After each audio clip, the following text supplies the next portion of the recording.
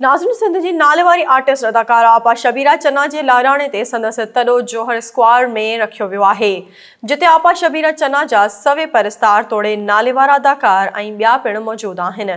उन हवाले सां कराची मां असां सां वीडियो लिंक ते मौजूदु आहे SS न्यूज़ जो रिपोर्टर नबी बख्श ख़ास खेली। जी नबी बख्श, छा तफ़सील आहिनि? जी बिल्कुल जो इन वक्त आपा शबीरा चन्ना जे घर बारे मौजूद आयूँ, जिते संदस जा परस्तार उहे इते पहुतल आहिनि, नाले वारा अदाकार आहिनि वो पिण तॾे ते मौजूद आहिनि। आपा शबीरा जी कुछ ही घड़ियुनि खां पोइ जनाज़े जी नमाज़ आहे वो अदा कई वेंदी। उन हवाले सां वधीक पाण हिते समाजी अॻवान मौजूद आहे अब्दुल वहाब सुमर साहब, पाण हुन सां ॻाल्हि ॿोलि करण जी कोशिशि कंदासीं। तो आपा शबीरा चन्ना जे हवाले सां छा था चओ?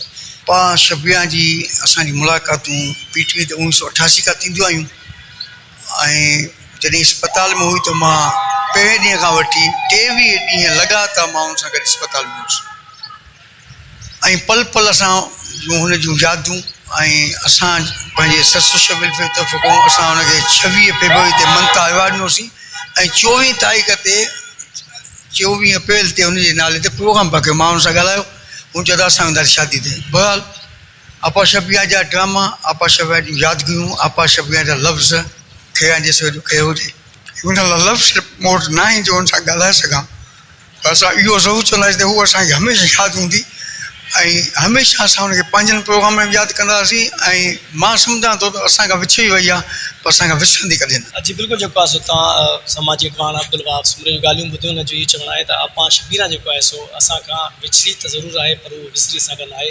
ऐं हिन महिल आपा शबीरा चन्ना मड़ आहे उहो हिते पहुची चुको आहे ऐं कुझु ई घड़ियुनि खां पोइ हुनजी जनाज़े जी नमाज़ आहे उहा अदा कई।